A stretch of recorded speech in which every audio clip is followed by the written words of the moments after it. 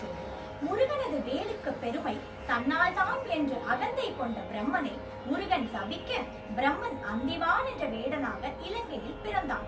தான் கொல்ல முயன்ற குப்லாத முனிவரால் அந்திவான் ஞானம் பெற்று கதிர்காம வேலனை கிருத்திகை விரதம் இருந்து வணங்கி அருள் பெற்ற வரலாறு இங்கு குறிப்பிடப்பட்டுள்ளது.